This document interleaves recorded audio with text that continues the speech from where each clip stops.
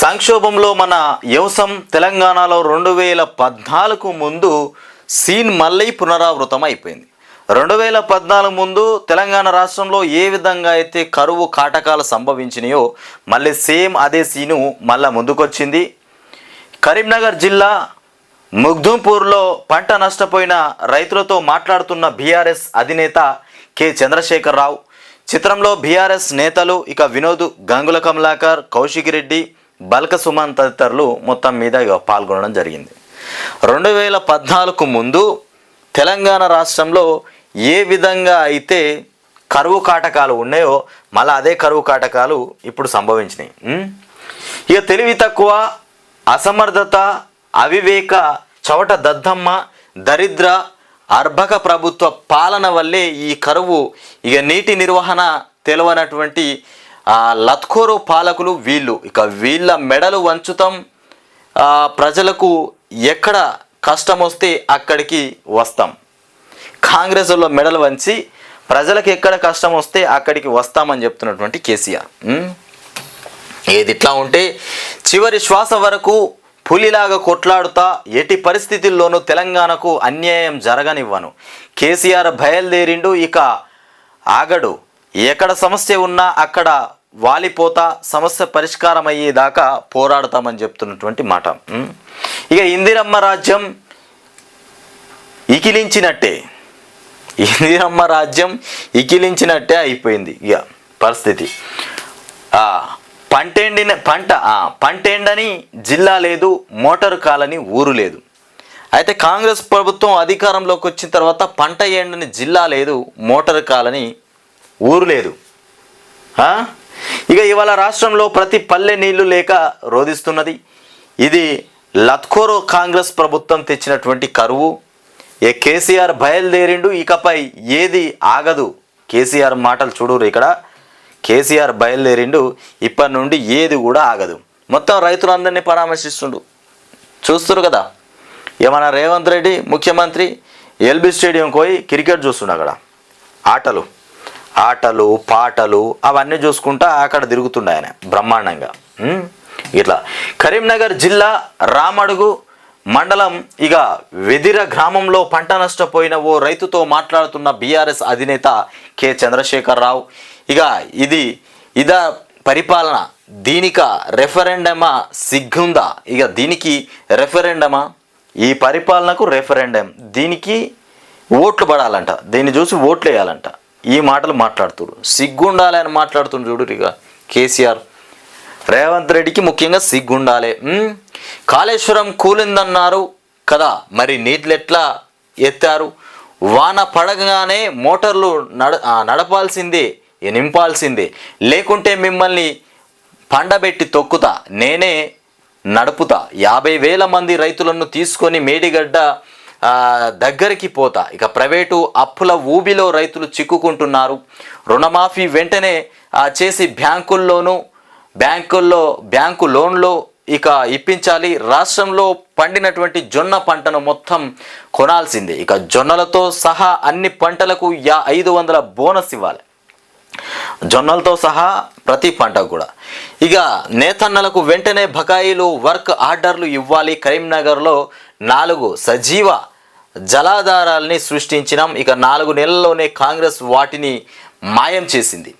ఈ రకంగా చనిపోయిన రైతుల జాబితాను సర్కారుకి ఇచ్చినాం. అడిగిన 4 గంటల్లోపే ఇక సిఎస్కు అందజేసినాం. కుటుంబానికి 25 లక్షల పరిహారం అందజేయాలి. వారందరినీ తప్పకుండా పరామర్శించాలి. ఎండిన పంటల లెక్కలు తీసే పని మొదలు పెట్టాలి. ఎండిన ప్రతి ఎకరాకు 25,000 పరిహారం ఇవ్వాలి. హైదరాబాద్లో నీళ్ల సమస్య ఎందుకు వచ్చింది? వాటర్ ట్యాంకర్లు ఉచితంగా ఇవ్వాల్సిందే. ఇక బడి పోరగాళ్ళ బ్రేక్ఫాస్టు ఎత్తగొడతారా? ఇక బడి పిల్లలకు బ్రేక్ఫాస్ట్ ఇచ్చినటువంటి కేసీఆర్ పథకం అది కూడా తీసిపారేసిరట. ఇక పిల్లలకు బ్రేక్ఫాస్ట్ లేదు. కాంగ్రెస్పై బీఆర్ఎస్ అధినేత కేసీఆర్ నిప్పులు. కరీంనగర్, సిరిసిల్ల జిల్లాలో రైతుకు భరోసా. ఇక ప్రజలు తిరుగుబడతారు. పంటలు మొత్తం కొంటాం, 500 బోనస్ ఇస్తామన్నారు. ఇక ఇవ్వకపోతే మీరు బోగస్ అని రైతులు కర్రు కాల్చి వాత పెడతారు.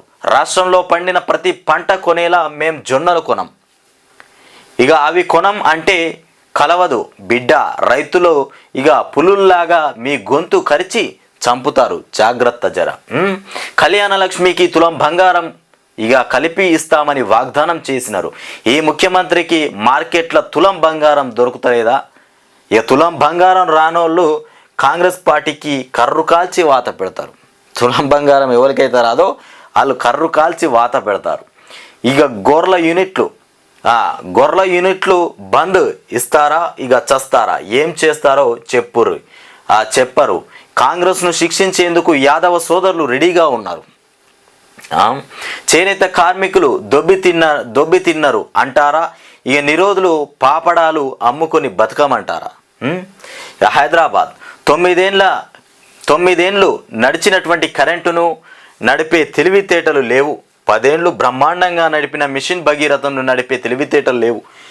పంటలకు సాగునీరు ఇయ్యరాదు, రైతులకు మోసం, యాదవులకు మోసం, కొత్త రేషన్ కార్డుల వాగ్దానంపై మోసం, మహాలక్ష్మి పేరుతో ప్రతి మహిళకు 2500 ఇస్తామని మోసం, పింఛన్లు పెంచుతామని మోసం, అడిగితే రైతులను చెప్పుతో కొడతామంటారు, చేనేత కార్మికులను ఇక నిరోధులు పాపడాలు అమ్ముకోమంటారు కదా. ఇక రాజ్యం నడిపే తీరు ఇందిరమ్మ రాజ్యంలో ఇకిలిచ్చినట్టు అయ్యింది అని బీఆర్ఎస్ అధినేత కె చంద్రశేఖరరావు కాంగ్రెస్ ప్రభుత్వంపై ధ్వజమెత్తారు.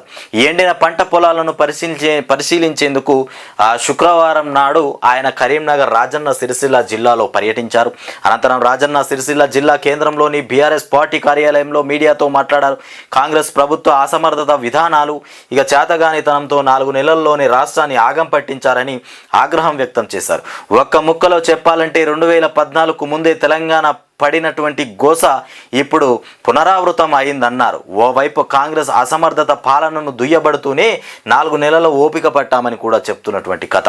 కరీంనగర్ రూరల్ మండలం మొగ్దిల్లాపూర్ గ్రామంలో సాగునీరు లేక పంటను కోల్పోయిన ఓ రైతు చేయి పట్టుకొని భరోసా ఇస్తున్నటువంటి బీఆర్ఎస్ అధినేత కేసీఆర్. ఇక తెలంగాణలో ఇప్పుడు పంటలు ఎండని జిల్లా లేదు, కరెంటు మోటారు కాలని ఊరు లేదు. తహసీల్ ఇక ఉల్టా సీదా వాగ్దానాల పేరుతో ఆశ పెట్టి కాయగొరుకుడు మాటలు చెప్పి ఇవాళ మంచిగున్నటువంటి వాళ్ళ నోట్ల మట్టి కొట్టింది కాంగ్రెస్. 14 ఏళ్ల కిందట గతి మళ్ళా వచ్చింది. తెలంగాణ రాష్ట్ర వ్యవసాయమే సంక్షోభంలో పడిపోయింది. ఇక రైతులు ఎట్టి పరిస్థితుల్లోనూ ధైర్యం చెడొద్దు. ఎన్నికలు అయిపోయినాక వేలాది రైతుల మేడిగడ్డకు పోదాం. ఇక నీళ్లు మన పొలాలకు ఎట్లా రావో చూద్దాం. రేపు వానలు పడంగానే కాళేశ్వరం నీళ్లు ఎత్తిపోయకపోతే 50,000 మంది రైతుల్ని తీసుకుని ఈ కాంగ్రెస్ వాళ్ళను ఇక పండబెట్టి తొక్కుకుంటూ పోయి మోటార్లు నడిపిస్తాం. నేనే కుర్చీ వేసుకొని కూర్చుని నడిపిస్తా. ఇక ఎవడొస్తాడో చూస్తా. రైతులు పోరాటానికి సిద్ధంగా ఉండాలి. రాష్ట్రం రణరంగం అయితే కానీ ఇక రేవంత్ అడిగిండు కదా, 48 గంటల్లో కాదు, అడిగినటువంటి 4 గంటల్లోనే 2,209 మంది ఆత్మహత్య చేసుకున్నటువంటి రైతుల వివరాల్ని ప్రభుత్వ ప్రధాన కార్యదర్శికి అందించినాం. ఇక తర్వాత ఉలుకు పలుకు లేదు. వారి కుటుంబాలను పరామర్శించాలి. 25 లక్షల చొప్పున పరిహారం ఇవ్వాలి. లేకుంటే వాళ్ళ ఉసురు పాపం తగలడం ఖాయం. ఇది కథ. ఇక నేతన్నలు చనిపోయే పరిస్థితి ఉంది అంటే ఇంకో కాంగ్రెసోడు నేతన్నల్ని నిరోధులు పాపడాలు అమ్ముకొని బతుకుమంటాడా? ఇక కుక్కల కొడుకుల్లారా, మీరు మనుషుల్లా నేతల్ని దొబ్బి తిన్నారని తిడతారా? ఇక దొంగన కొడుకుల్లారా, లక్షలాదిగా ఉండేటువంటి నేతన్నల మనోభావాలు దెబ్బతీస్తారా? నేతన్నల బకాయిలు వెంటనే విడుదల చేయాలి. ఇక ఆర్డర్లు రావాలి. లేదంటే రాష్ట్రమంతా రణరంగం చేసి ఫుట్బాల్ ఆడతామని చెప్తున్నాడు. ఫుట్బాల్ ఆడతాం. ఇక జాగ్రత్త, మొత్తం మీద జాగ్రత్తగా ఉండాలి. ఇందిరమ్మ రాజ్యం ఇకిలించినట్టే అయిపోయింది. లత్కోర్ వాగ్దానాలతో 1.8% ఓట్లే ఎక్కువ వచ్చినాయి. 1.8% ఓట్లు మాత్రమే ఎక్కువ వచ్చినాయి ఈ లత్కోర్ మాటలతో. కాంగ్రెస్ ప్రభుత్వ అసమర్థ విధానాలు, చేతగానితనంతో 4 నెలల్లోనే రాష్ట్రాన్ని ఆగం పట్టించారు. ఒక్క ముక్కలో చెప్పాలంటే 2014 ముందు తెలంగాణ పడిన గోస ఇప్పుడు పునరావృతమైంది. 2014 ఏ గోస అయితే వచ్చిందో ఆ గోస మళ్ళీ పునరావృతం అయిపోయింది. ఒక్క మాటలో చెప్పాలంటే ఇది కథ.